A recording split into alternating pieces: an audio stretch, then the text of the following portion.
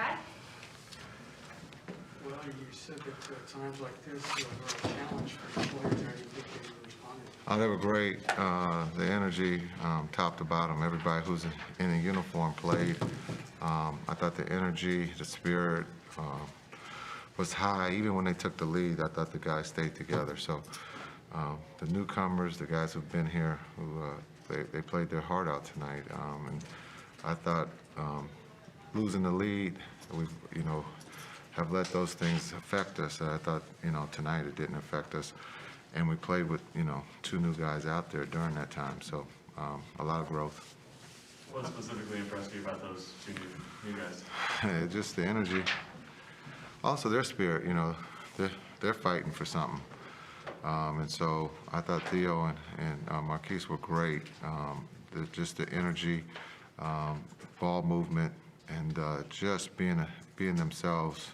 They helped us win this game, and so we're going to need that from here on out, because you just never know who's going to test positive, who's out. So we'll see. How are those guys? No worries. Theo and Chris, how are they able to do that? I mean, these are guys that were basically on the streets, and now they're in the middle of a big game. Well, I don't know if they were on the streets, but they played, and they're basketball players, and it showed. I thought Theo was great moving the ball, talking, both sides of offense and defense, and then Chris, his athletic ability, he had a heck of an offensive tip in the first half, and I thought he did a really good job defensively on Cat. All right, anything else in the room? All right, Nick, one more Zoom. Nick, go ahead. Yeah, sorry, Coach, one more for me. I'm curious what your thoughts are on Marquise Chris. You left him in there late. He had just got signed today. What did you see from him, specifically defending Karl-Anthony Towns, that made you decide to leave him in late in the game? Well, I thought he did a really good job early in the game, and so with the defensive assignment of just trying to make it hard for him to make a catch, I thought he did a great job, and so I know Marquise from his career, so I trusted him, and I thought he would respond, and he did a great job. Awesome, thanks. Thank you. Saying to bring you this year. I'm gonna need some more chicken. All right. What did you like about the energy from the new guys? I think they played amazing, man. Theo coming out again with 4 steals. Marquise, they just had to learn plays on the fly. They did a great job tonight. Even if you don't know the plays, just play hard. You could cover for yourself, and I think they did that. What's that like for you guys, Dorian?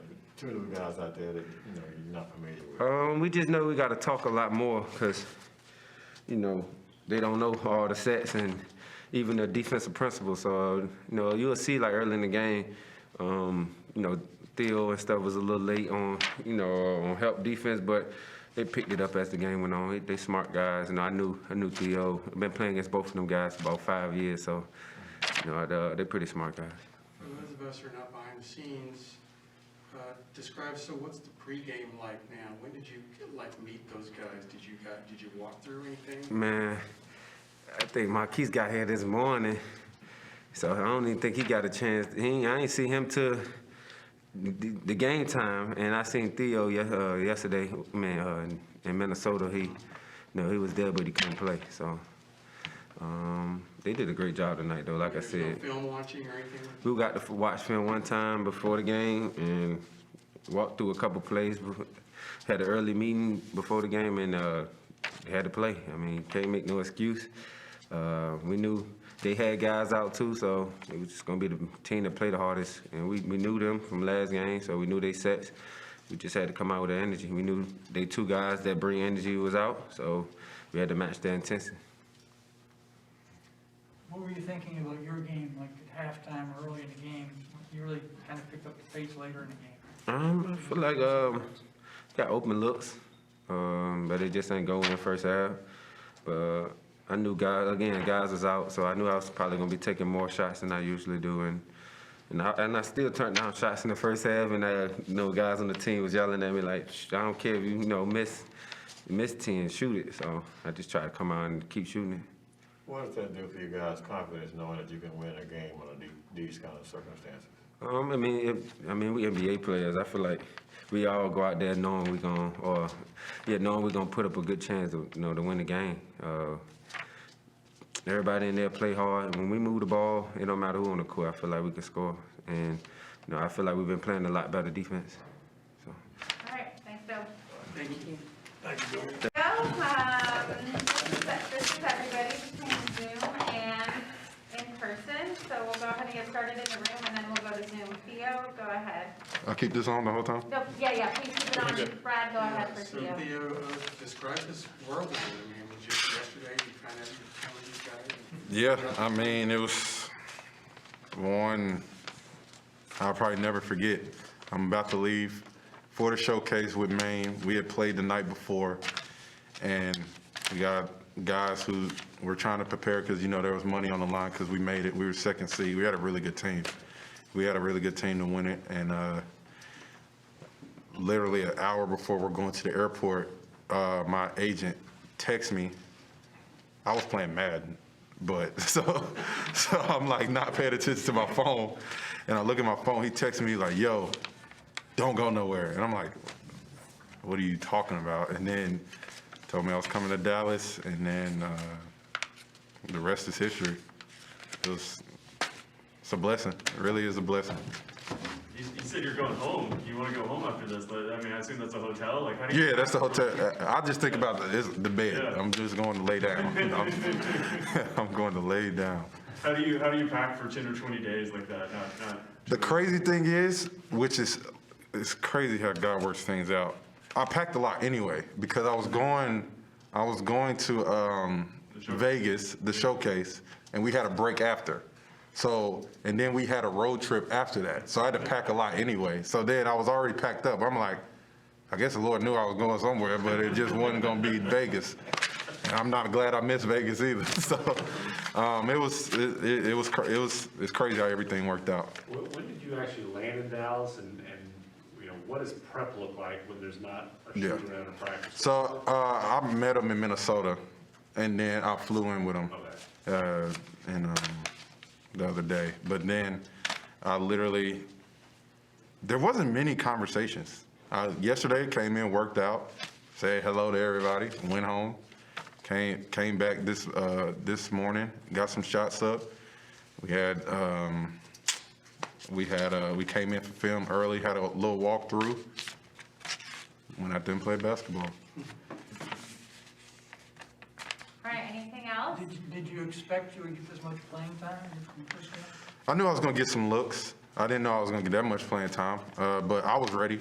Like I said, I give a testament to back at UNC, just going, we had all types of pros come back in the summer where you just had to figure it out and play basketball. There's no set plays. Like, they were calling stuff, I had no idea what it was. I'm just reading my teammates. Like, I have a pretty good IQ. I'm not trying to brag on myself, but I have a pretty good IQ. I can read stuff pretty quickly and just play off that. I mean, most action is a fluff at first, and then what do? You get to a pick and roll, and then you just move off that. So I was just reading off my teammates. They trusted me, and that's a testament to those guys and the coaching staff. And they told me to just go out there and let it rip, go play basketball. They knew what I could do, so I'm glad they gave me the opportunity. I'm glad I'm here. All right, we have one on Zoom from Valencia, then we'll let you get to that bed. Go ahead, Valencia. Hey, pleasure to meet you via Zoom. Valencia King with Real Talk Sports. You mentioned God knew that you were going to, need those extra clothes when you were packing. Mm-hmm. For those Mavs fans who may not know you yet, can you talk about how your faith has kind of just kept you in this game? Oh, big time. It's one of those things where you've been in the league 3 years and then didn't get picked up all summer.